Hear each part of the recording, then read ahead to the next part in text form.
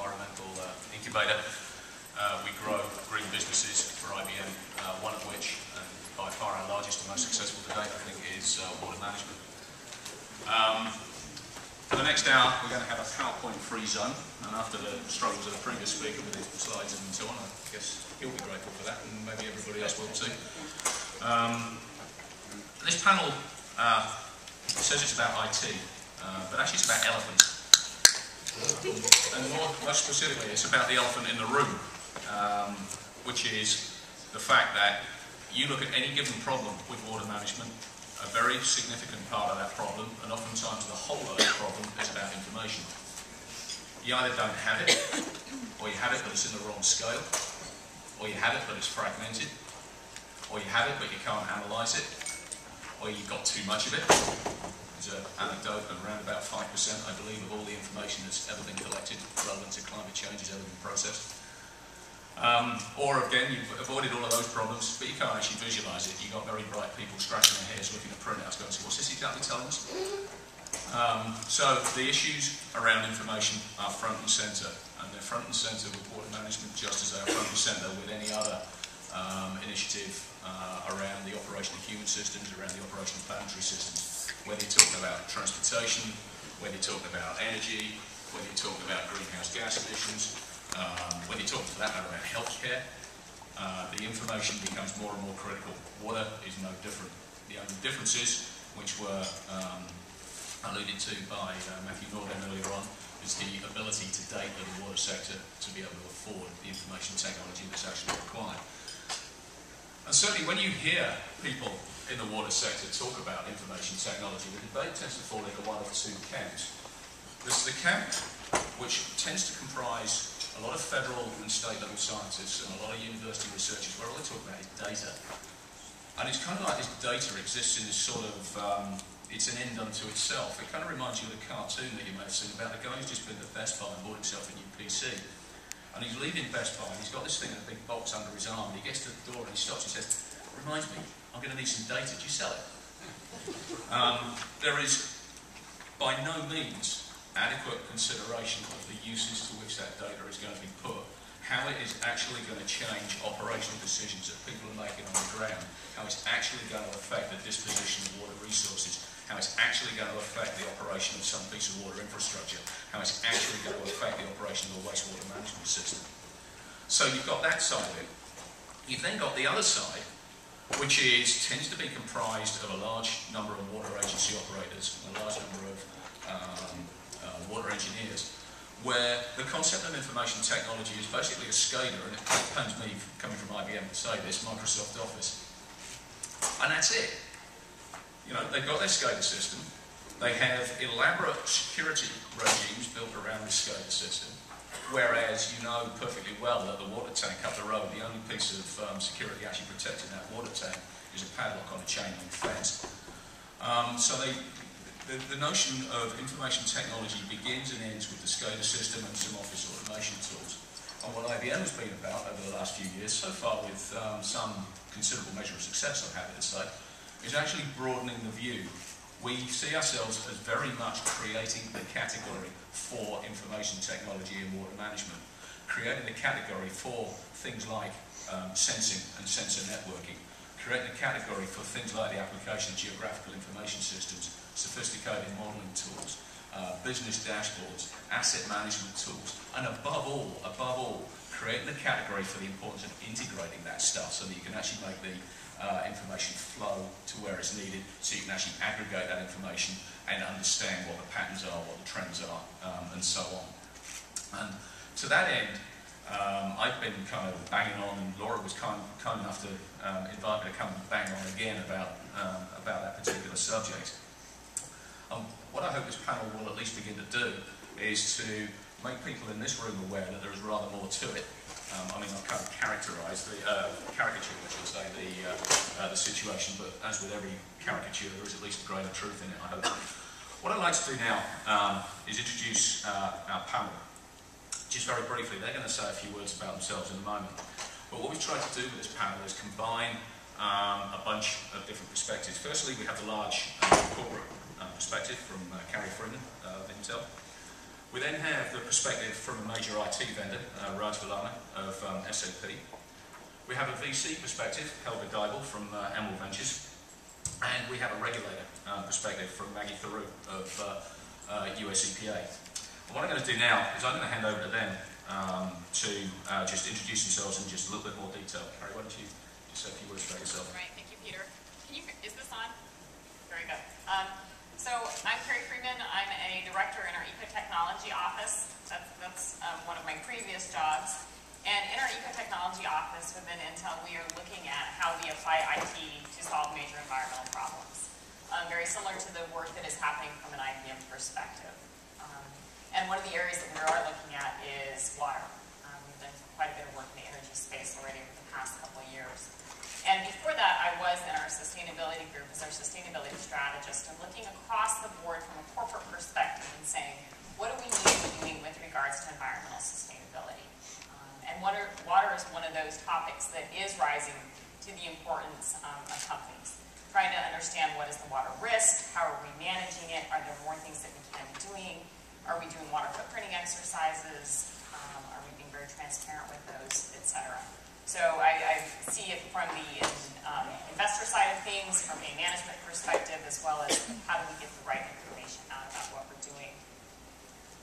And for those that don't know, semiconductor fabs use ungodly amounts of water, ungodly amounts of energy to treat that water, and the semiconductor sector is right at the forefront of some of the innovations around water treatment and water management, as I'm sure Carrie will be telling us before we get too much further into this. Raj, why don't you introduce yourself? Hi everybody, I'm Raj Villame and I'm from SAP. I'm part of the Sustainability Solution Management team at SAP. We are pursuing a lot of topics from a systems perspective on the sustainability side, water being one of the key areas. At SAP, we believe in what we call an exemplar as well as an enabler approach. So we are within SAP doing sustainable things as it relates to sustainability topics, whether it's energy and water, as well as looking to apply systems to help our customers do better with their sustainability initiatives. Prior to SAP, my background has been enterprise software to do a lot with very asset-intensive industries that are also very much using energy and water, so steel and aluminum and mining, those kinds of things and chemicals. So. And from IBM's perspective, the notion that another of the big dogs in the industry, SAP, has decided that now the time is right to get into water management. We find that both interesting and validation of the things that we've been saying for some time. Helga, why don't you introduce yourself? Sorry, Al. No, that's okay. My name is Helga Deibel. I'm one of the Microsoft Office users, or I've been in my previous life. So am I. That you alluded to. No, I'm an environmental engineer by training, and got trapped 4 years ago in the venture capital space, and really enjoy myself so far. I'm working for a company called Emerald Technology Ventures. We are a clean tech investor, transatlantic. We have offices in Zurich and Toronto. Invest in the areas of energy, materials, and water. And I'm there responsible for the water sector since I joined. We manage roughly $400 million. And certainly, I can say, having worked with Emerald on a number of occasions in the past, the depth of knowledge that they bring to water management, the depth of care and thought is impressive indeed. Maggie, why don't you introduce yourself? Okay, thank you. I'm not truly a regulator. I should probably say that first. I'm an innovative technology specialist. Before I came to EPA, early in my career, I worked for IBM in sales, and then I was an entrepreneur and set up a chain of computer stores in the UK, developed an environmental conscience and said, oh, this climate change stuff, if this is for real, my children were learning about it in a science class. I said, I need to switch careers. So I went to Kennedy School and became an environmentalist with a business background. And that led me to EPA. For the first 8 years of my 11-year career at EPA, I worked in the Region 1 office, running a program called the Center for Environmental Industry and Technology. So basically, I worked with environmental technology companies across the board, all media types, connecting them with federal resources, thinking outside the box. Where do you get the money? How do you get this demoed? How do you get it verified? I worked with the regulators and trying to get them to be more open-minded about the SEPs, which are supplemental environmental projects under enforcement actions, and getting them to use innovative technologies for that. I then moved on to now working for the National Risk Management Research Laboratory, which is part of the Office of Research and Development in EPA. And that laboratory is located in Cincinnati, Ohio, and I work for the lab director on various special projects. I'm currently on the staff of the Environmental Technology Verification and Assessment staff, but my special project right now that I'm working on is drinking water technologies, sensors for drinking water technologies, innovative drinking water technologies, because as you all may have heard, we're going to be coming out with new drinking water regs. This has been promised and it will happen. And so I want to be sure to touch base with any of you who are in that space after we're finished. A little known fact about the EPA, they must be the only organisation in the world, certainly that I'm aware of, that has a research parking lot. What they actually use the parking lot for is to evaluate different ways of managing urban stormwater runoff and different asphalt substrates and so on and so on. But that's an illustration of the depth with which they're approaching this. And if you ever go to Cincinnati and see some of the stuff they're doing, it's actually very impressive stuff. You go out to their stream research facility outside of Cincinnati. What's the name of the place is that? Oh, I can't remember the name of the stream, but we look at... It's on the Little Miami River, I know that. Yeah, we're looking at streams, we're looking at pipes, we're looking at, we have drinking water security people there. It's a range of water technology specialists and researchers that are at that laboratory that we really want to connect more with technology developers who are developing the technologies. This is not your average bureaucracy. So, I mean that. I'd like it's to the think most that. sincere compliment I can think of, honestly. Okay, so the way we're going to work this, I'm going to ask a few soft log type questions to each of these panelists. We're not going to have any PowerPoint. That means you guys have got to work, like you've got to ask questions, and we've got to get a discussion going. Otherwise, we're going to sit there looking at our thumbs. So, beginning with Carrie, Intel, major water user. How do you use IT to manage water internally? How's it changing? How do you see water as a strategic risk? Okay, good question. So yes, we do use a lot of water. We use approximately 8 billion gallons of water a year. We've got major facilities all over the world, but our largest manufacturing facilities are in very arid regions: Arizona, New Mexico, Israel, and our newest factories coming online in Dalian, China. It takes us about $2 billion to design a new technology, and we turn those over about every 18 to 24 months. So we've got a lot of money invested in design and development. So with that, we think it's a very, very serious matter for us to manage our water and make sure that we can continue to operate in those places. So some of the first things that we do with regards to that is do intensive modeling and impact simulations. From an ultra-pure water perspective, understanding all the different constituents that we will be using in our manufacturing process. And then we also do impact simulations to understand what we need to do from a treatment perspective in our operations, so that whenever we are discharging water, that we are doing so according to our limits in our different facilities. We also use the basic SCADA systems as well to manage it, and then we also have quite a few different types of sensor technologies as well that we are monitoring our water from an ultra-pure water perspective, and then from a treatment perspective. Just so for those that don't know, ultra-pure water in a semiconductor fab is about 10 million times purer than drinking water. The quality control requirements on that are incredibly stringent. So Intel's on the cutting edge of water management, as people can see. What are some of the technology challenges that you face as the business grows, as process complexity increases and so on? What are some of the big technology challenges that you would like to see answers to? Part of that is the monitoring and the quality of our water. Like you mentioned, the ultra-pure water perspective. Particles in our water are the enemy, so they kill transistors, and so we want to make sure that we've got the cleanest water possible. And right now, the technologies to actually go off and manage that are really pushing the boundaries. So there's definitely the monitoring and metering perspective, as well as the treatment perspective. We look at over 30 different elements and compounds from a treatment perspective, and we are constantly trying to figure out what are the new types of water treatment systems that we need to have on our sites. So we do the majority of wastewater treatment from our factories on our sites. So I know IBM is always working with startups trying new technologies out. Give some examples of companies that you've worked with to adopt their technologies and evaluate them and so on. Like you said, we are trying to work things out. We work with small companies, we work with large companies.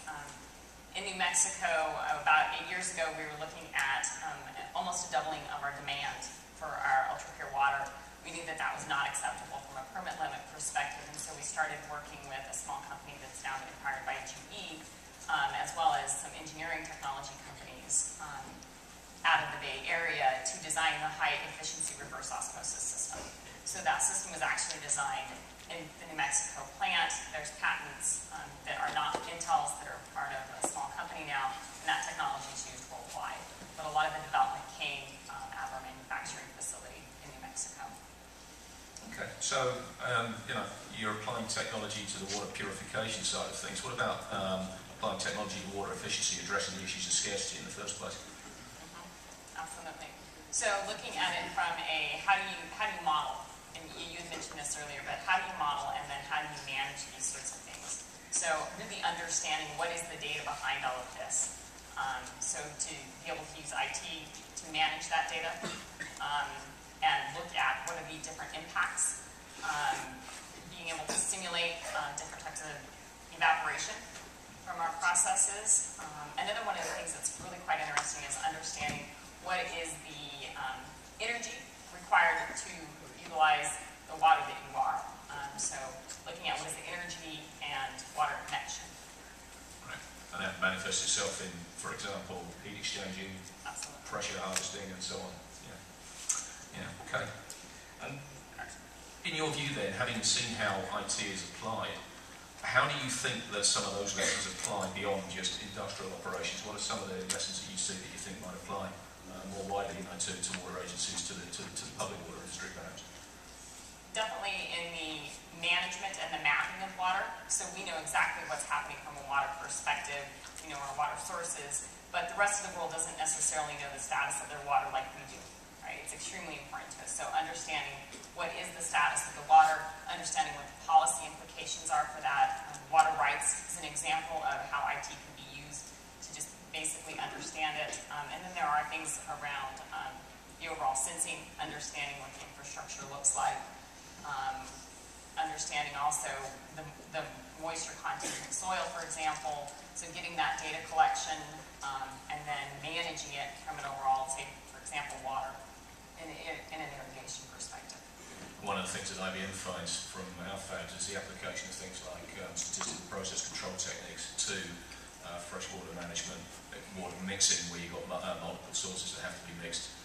Singapore is a water agency that uses SPC type technologies, and also the wastewater treatment as well. So that's will be another example. So turning to Raj, what are the major challenges that SAP sees in water management? You're new and fresh in terms of looking at water. Give us a view of the landscape as you see it today. From SAP's perspective, given that we are much more into the IT side of things, first and foremost, it's really what I would call, what you mentioned, the data availability. There's a lot of SCADA systems in the industrial side of operations, also on the supply side, but they're not really tuned in for water metrics, if you will. They're much more, originally when they're put in, they're focused more on measuring throughput. That's what they were put in for.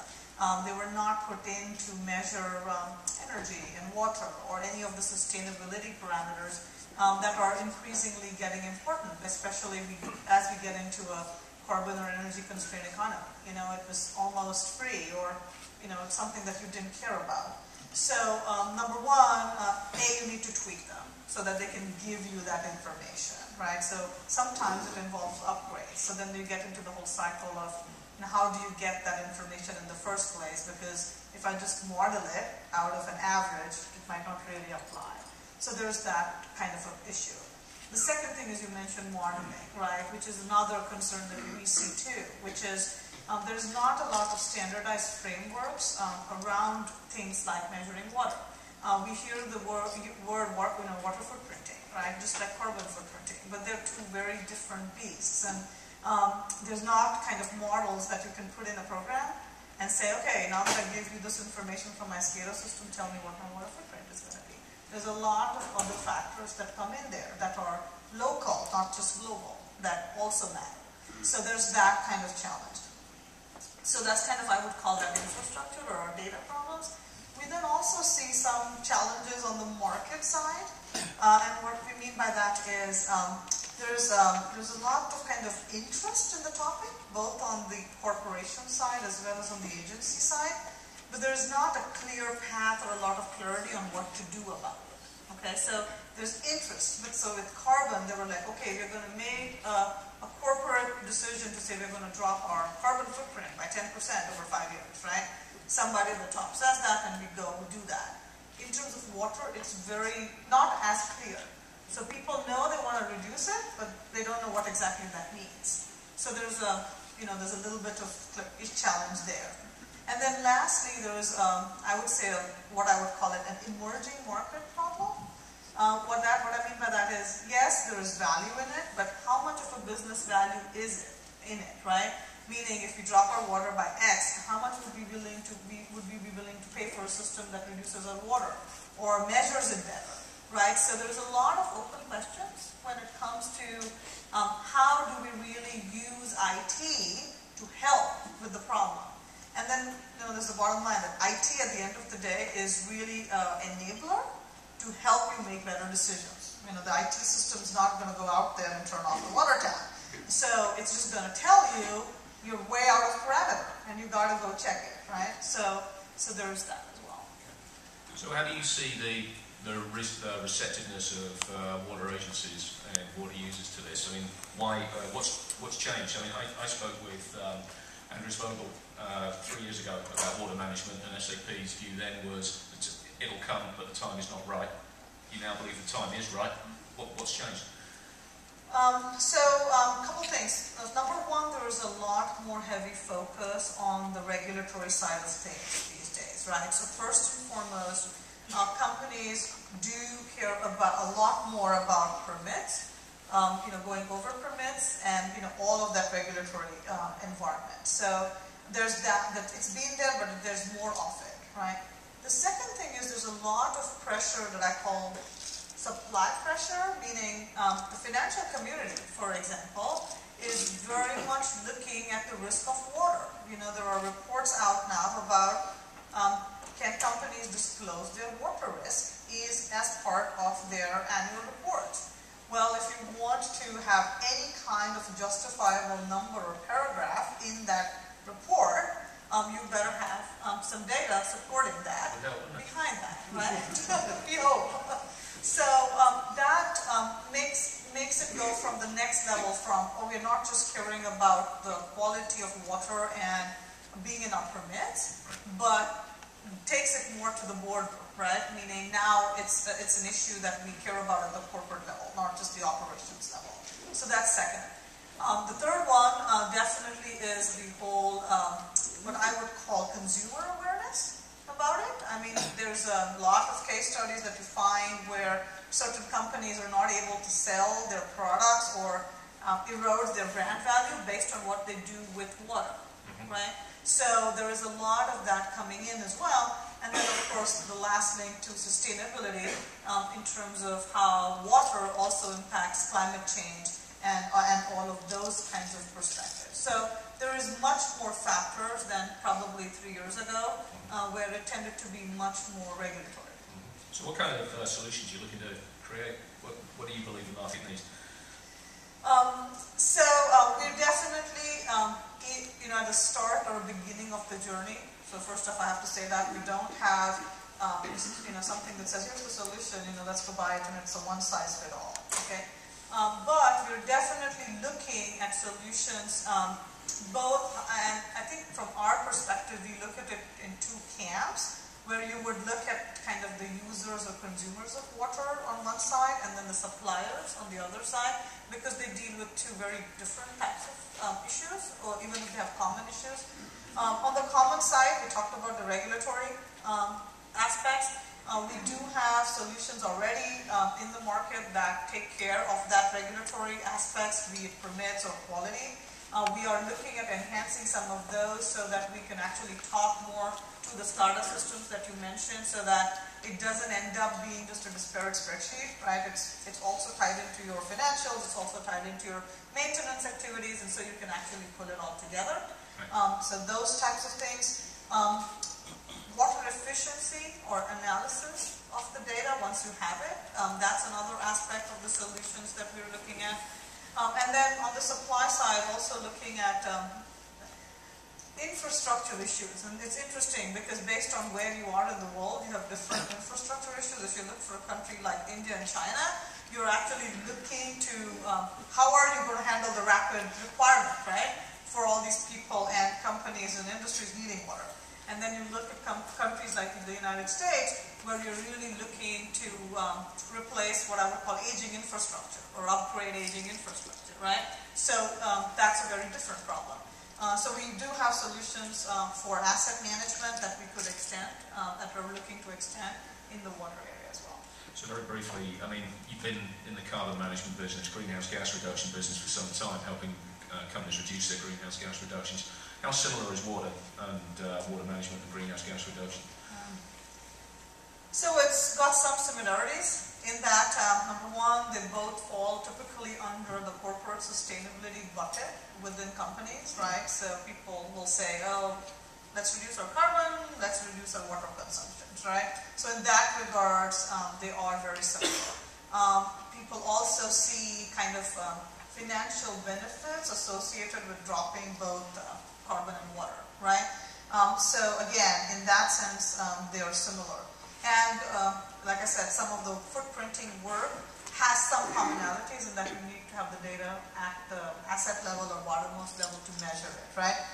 But I think there's a lot of differences. Number one being I mentioned, the carbon metric can tend to be much more global based on a formula of what you do things. I think water tends to be a little bit more difficult. There is a lot more local and geographical layering that needs to happen into the model to come up with water footprinting. Quite apart from the discharge issue, which doesn't even apply to greenhouse gases, right? Exactly, right? So there's that. Also, you know, a lot of times water and carbon, in a sense, a lot of people look at water as a basic right. You know, you start to get, as soon as you look at water, you are competing, perceived or real, right, with people that think they have the right to drink water first without the industries getting it, which is a very different aspect, right? So you have to deal with some of these local and social and community issues with regards to water.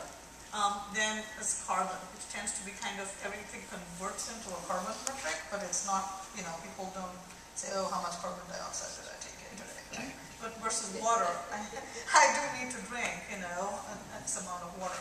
So that creates a big difference and also a change in mindset of how we need to address water. What would apply in, you know, a rain region like Brazil is not going to work in the Middle East, right? So it's depending on where your plants are, you've got to take that local thing into account. Versus carbon, you might come up with certain models that how you measure it and decrease it. So yeah, that's how I see it. Okay. So turning to Helga, your company's a venture capitalist. You regularly survey the market. Describe some of the major opportunity areas that you're looking at right now. Well, yearly I evaluate approximately 150 opportunities, and within those 150 opportunities you may see a wide variety of application areas. It can be an equipment play like membranes, UV or sensors. It can be more a process play where you find process solutions for desalination, for wastewater treatment, reuse, and so on. Or it can also be something more on the software and potentially even service side, where you basically offer process control software, or simply information systems. So it's all in there. So why, in your view, if you could summarise it, why is water, as you see it, such a good investment thing? We've heard a number of reasons already today why it might be, but you know, what in your view is changing that's making it more attractive? And as you answer that, perhaps you could address the issue of how water pricing is going to play into that as well. Could we spend the rest of the conference on those?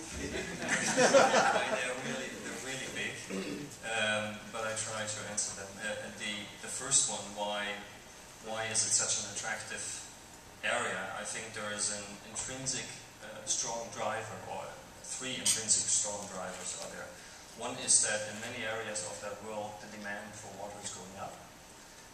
The other is that the resource is constrained or sometimes not available, or let's say it becomes more costly. At the end you always have it available, so it's a matter of cost.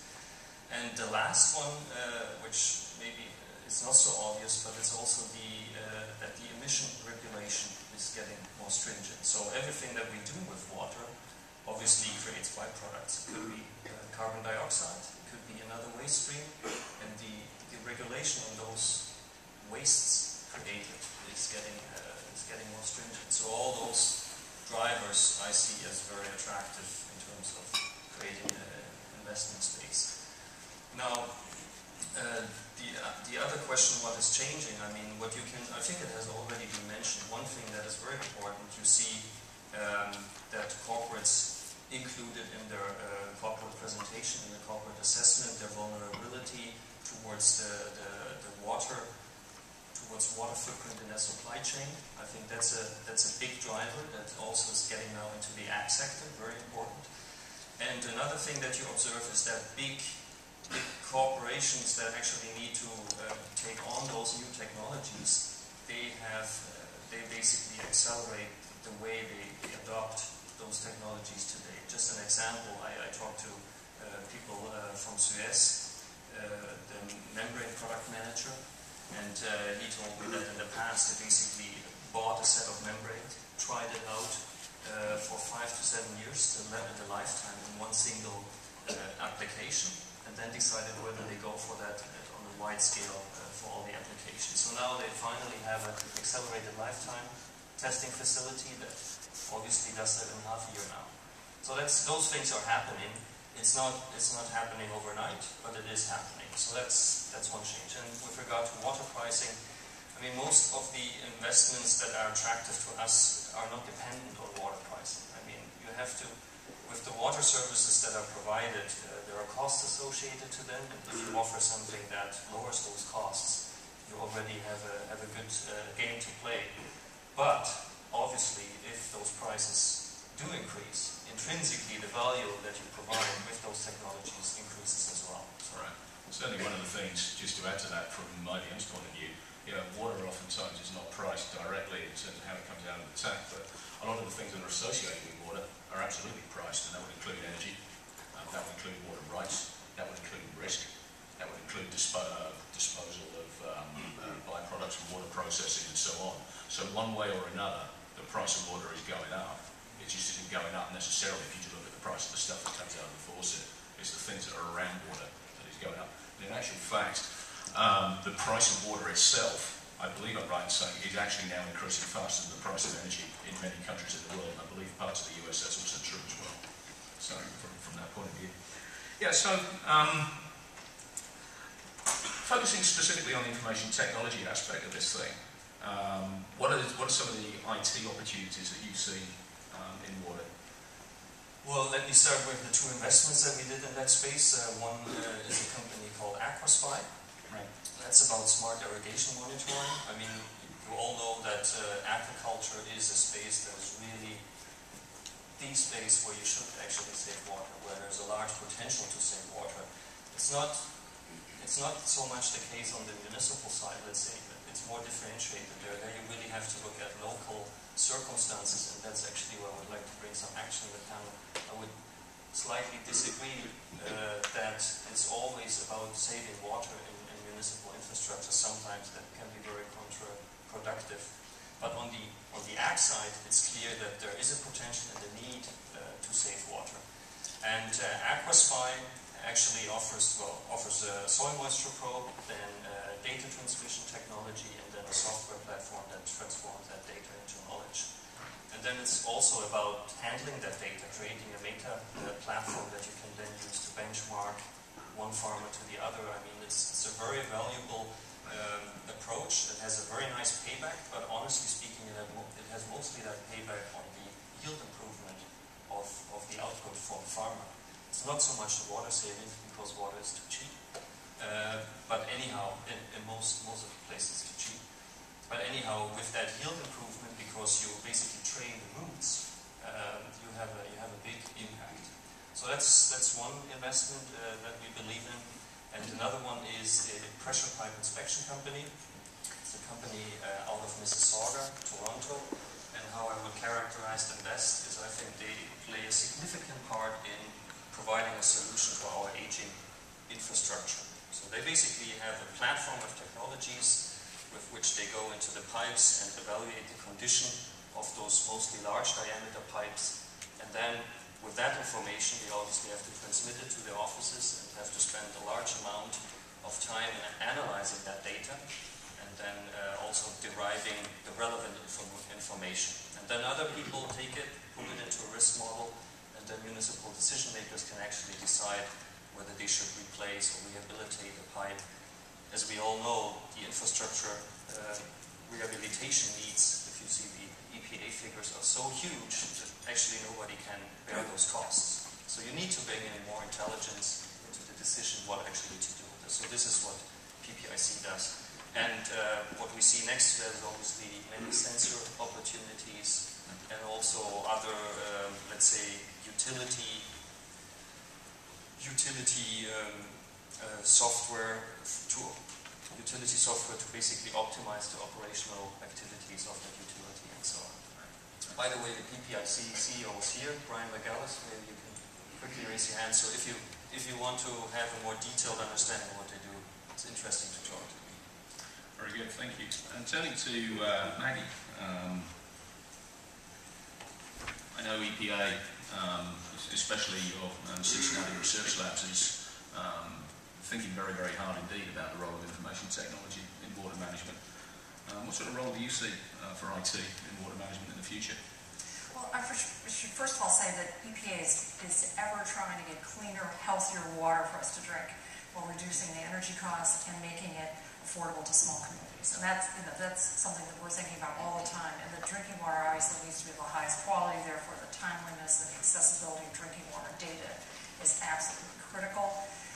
When we look at the whole water infrastructure picture, delivery of drinking water, wastewater pipes and getting to the wastewater treatment plants, the whole thing needs IT to be managed efficiently. So it's the whole picture really needs IT to be behind it. I'm not an IT water specialist, and I was trying to find that person in EPA. I haven't yet found them, and I'm sure they exist, but probably different departments. But I did talk to, within EPA, it was hard to find, and I talked to a number of different people to find out what did they see as the future, and what kinds of things did they want. And then these were people, particularly in our laboratory. And the types of things I heard back were instantaneous and labor-less reports for primacy agencies. And I can tell you that's a big thing, is to be able to really get those reports and make it easier for the states and the entities that are regulated by the states to get that information in and make it instantaneous and labor-less. I notice Raj is making furious notes at this point. Of course. Then we go to optimization of energy and performance systems resulting in reduced costs and better water quality. That's another thing. Notification of potential security breaches. We've done a little bit of work on that in our Homeland Security group. Monitoring of long-term data that can lead to climate change mitigation techniques. That's going to be very important. Monitoring of performance to indicate what infrastructure is in need of replacement. So I think I need to talk to the pressure pipe inspection people.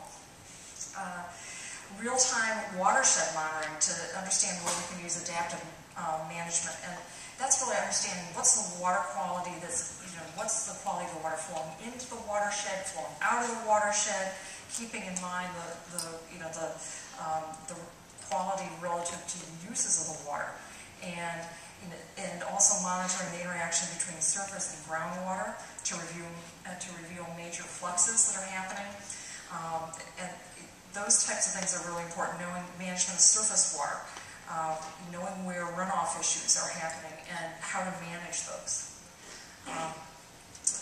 We need, the bottom line is we need real-time sensors with the ability to capture and produce the data, and then a way of processing it and reducing the data into a trusted data platform so that it's accessible to anyone, and that we provide data for the taxpayers, for all of you, and that data has to be in an accessible form. And I think one of the things that EPA is really going to have to look at is how are we going to manage that data and determine what's relevant and for what uses, because there's so many things that we could use that data for, and effectively doing that and having a vision of how we want to do that is going to be key for EPA to think about.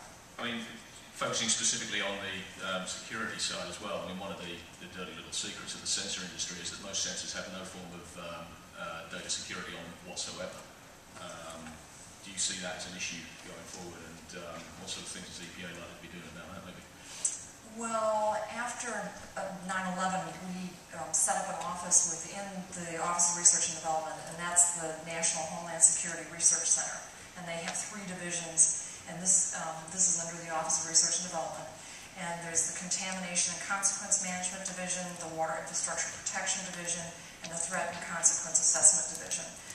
The Water Infrastructure Protection Division develops contamination warning systems. And so the water distribution networks, which deliver the water to all of us as consumers through systems of pipes and valves and pumps, can monitor that water. And so they've developed 2 software products under something called the Threat Ensemble Vulnerability Assessment platform, and that's TIVA, and the software tools that they've developed. Both of these are open source and available on the net, and I should say EPA would be interested if someone wanted to commercialize them and do something further with them. One is TIVA Spot, which really looks at where's the best place to put these sensors, because sensors for drinking water quality that have been put out there are in a different place than you would put sensors to really protect the system. So you need to determine, one of the things is sensors are expensive, so you don't want to be putting a whole slew of them out there. You want to find the best spots to put them that really protect the whole system. So optimizing that is important, and that's what TIVA Spot does. And then the second software tool is Canary, which is basically to tell you, when is there something that's going wrong in the system. And it uses SCADA data, and it's constantly analyzing it and says, wait a minute, we've got an anomaly over there. Let's check it out. And so they figure out that that's one way of trying to figure out, where something detect some kind of threat to the system. It can also be used to detect a fact that there are normal events such as a sensor malfunction or even a pipe break. Right. And I bet Canary was one of those acronyms that you had to make up a title for the acronym because the acronym was so obvious, right? Been there, done that. So the EPA has a technology verification program. Say a bit more about that and the types of sensors that you've looked at, and how that can help some of the companies that may be in this room get their products into the market and so on. Right. Well, we have, since in 1995, EPA set up the Environmental Technology Verification Program, which is known as ETV, and it has 6 verification centers. The ones that are really relevant to the people in this room are the Water Quality Protection Center, which looks at wastewater technologies, septic system technologies, stormwater technologies, and then there's the Drinking Water System Center that looks at drinking water treatment technologies, and then the third relevant one is the Advanced Monitoring System Center, which looks at all types of monitoring devices, for air, for water, for soil, across all the media types, but it's done a tremendous number of water ones. After 9/11, when I said the Homeland Security Research Center was set up, they took over doing evaluation of technologies that deal directly with Homeland Security water security issues. So they will evaluate those types of technologies. And to give you a sense, this Advanced Monitoring System Center has done a number of sensors, and to give you a sense of what are the sensor types that they've done. It's a long list. But it's arsenic test kits, beach monitoring, balanced water exchange screening tools, enzymatic test kits, estrogen, ELISA kits, immunoassay test kits for atrazines and biotoxins, mobile mass spectrometers, multi-parameter water monitors for distribution systems, for quality probes, for sensor technologies, and then nutrient monitoring technologies for industrial applications, passive groundwater samplers, portable cyanide analyzers, portable water analyzers and test kits, PCR technologies, rapid toxicity testing systems, and turbidity meters.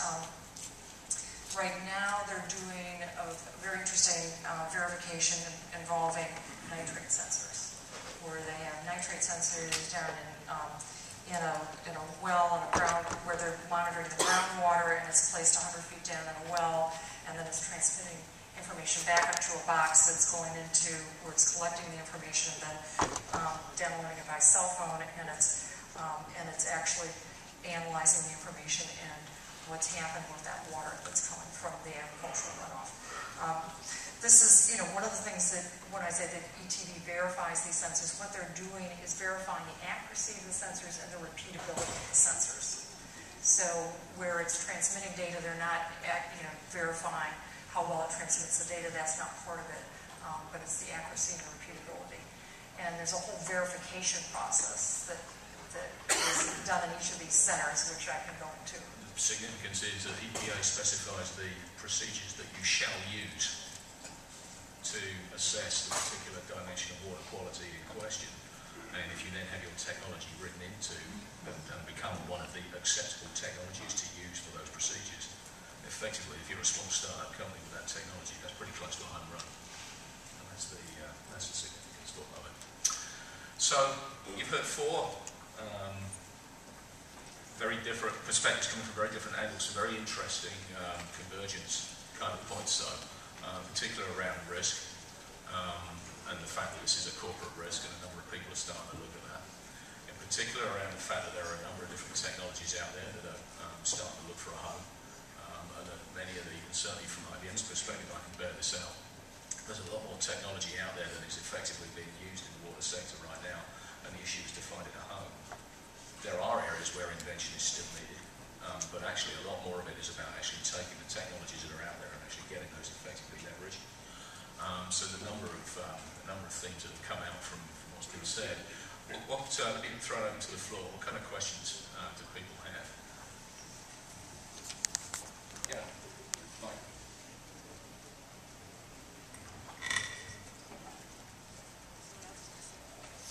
Hi, it's Mike Brooks here. I have a question really in Gary. I'm interested in industrial water, and I'm interested in to understand how much of the water that you use, for example, in the farm gets recycled, and what are the obstacles that prevent you from recycling all of it, except say, for example, the evaporative losses?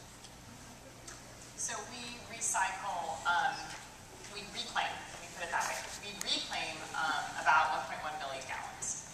The majority of our water gets treated and then discharged. So about 75% of our water gets treated and then discharged. Some of that goes to groundwater recharge, specifically in Arizona.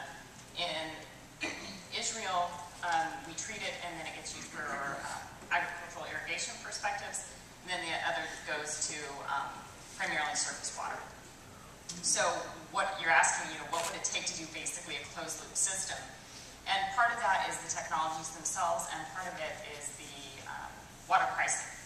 So whenever we look at it, what is the ROI to really do that? Do we need to do that? And as we've talked about, throughout the morning, the water pricing isn't such that there is a high demand for that in many cases. Any questions? Yeah, one in the back. Yeah, Jack Zukowski with USVP. I want to bounce on what Carrie just said. What happened in data center with respect to monitoring power is when it became too expensive, you had a slew of innovation that made it possible to monitor power and then bring it down. What is it going to take to have the same thing happen in water so that it becomes cost effective to have that IT being deployed? Do you mind? Are you asking from an IT perspective? I didn't quite understand. I think the question was, data centers became concerned about energy when energy became expensive enough to worry about. I guess, let me rephrase it another way. In your mind's eye, what sort of level of water price increase would you need to see to be able to make to make an interesting case for a fully closed loop system in the fab? It depends. It depends on location, and it depends on, from our perspective, it really depends on the different type of treatment technologies. But I mean, it's the same sort of thing if you're looking at from an agricultural user. What sort of market mechanisms do they have to actually conserve water? Right? It's the same sort of application in an industrial system. And actually, it might sound paradoxical, you don't always want to be using a closed loop from the point of view of water management either. Good example from another industry I've heard about the other day, the top end of the Colorado River Basin. They use a lot of drip irrigation for crops. As we've heard, you drip irrigate crops, they grow better, which means actually they transpire more, which means that the drip irrigation is actually causing a net loss to the groundwater compared with if they've been using flood irrigation that would have recharged the groundwater. There's all kinds of paradoxical consequences when you start looking at it. So, beware of making a blanket assumption that a closed loop is a good thing in the area. And this goes to exactly what Raj was saying, all water is local, and like all politics is local. And in the area where you might be looking at, it might not actually make sense to put a closed loop because the area might actually need groundwater recharge, which you're then cutting off. So you've got to be a bit careful about making kind of a blanket assumption. Can I answer that really quick? Yeah, Perfect example. A couple of weeks ago, we announced with the state of New Mexico a water rights transaction. And what this was is we owed New Mexico, the state of New Mexico, return flow credits to the Rio Grande River. So we had to go off and solicit and purchase water rights so that when our factory, if and when our factory closes down there, that we don't owe the state this enormous amount of return flow credits because we pump most of our water from wells. So it goes back to this whole issue of if we were to have a closed loop system, we would have owed that anyway, right? Wait a minute here, you're pumping the water out of the ground, but then you owe the return flow credits to the river. Right. So there's a lot of difficulties there. So it gets a bit complex and hurry, especially when the whole water rights thing is kind of overlaid over the top of that. What other questions do we have? Yeah, at the back here. Hi, my name is Richard Heyman with GHD, a consulting firm. And from the perspective of investing in future water markets, I'm wondering what you think the potential is, thank you, with respect to when you look at distributed treatment systems, distributed water and distributed wastewater treatment, scalping plants and subdivisions, point-of-use water treatment systems, small scale for either industrial or residential use. Where's the potential for automation and control technology development and implementation in those market directions? I'd like to hear your thoughts on it. I'll give a quick answer to that before I turn it over to the panel, and I'll say two things. Firstly, to introduce you to Craig Criddle here at Stanford. Good to see you. Hi. That is his shtick, distributed treatment systems. Well, not many, I'm sure, but... the other thing is, if you have, from an information point of view, by all means distribute your physical treatment system. Do not distribute your control system, because otherwise you've just lost control of what's going on in the district as a whole. So the whole role of information technology is to enable you to distribute a physical activity while maintaining oversight from a single place, ideally a single pair of eyeballs, about what's going on in all of the distributed plants that you've just created. So very, very strong synergy there between the two. Decentralize the physical activity. Do not, at your peril, decentralize the information that you need to manage that process. But maybe, Helen. Yeah, I think it is clearest if you start looking at the end customers, end users of those systems. If we're on the drinking water side, it is an established market today. People buy point of use, point of entry systems. I've just come from Aquatech in Shanghai. It was more a sales show for point of use, point of entry systems than a real trade fair. So that's obviously a huge market, and it relates to an unreliable infrastructure. It relates to fears that people have. Sometimes they make sense, sometimes they don't. So that's a market on its own, and mostly the people that do that, if it's point of use, they can take care of that themselves. If it's point of entry, then you already go to a commercial building operator that has to take care of that. On the wastewater side, one has to take in mind that collecting and treating wastewater is more a municipal from a regulatory point of view, it's a municipal act, and there are good reasons for it. The first reason is health and safety. I mean, you don't want any illnesses to be spread, especially in an urban setting. So, and that ties now back into your comment, Peter. A municipality or another regulator can simply not accept that each house will sort of deal with their own treatment facility and take care of it semi-professionally or not even take care of it at all. So there is, if that is going to be a relevant market play, and I strongly believe in that because it makes a lot of sense macroeconomically to do that, especially in fast-growing areas and maybe even water scarce areas where you do local reuse. But it will only happen if you make use of that IT revolution that we're talking about, that you can actually distribute it, collect information, bring it together centrally, for example, at the central wastewater treatment plant that you will still have, and have a central operator take care of all that. So yes, I think there is a good play for it, and that's how I see that whole setup. That's definitely. Any other questions? We've got time for a couple more, I guess. Stones. Oh yeah, sorry, one at the back here.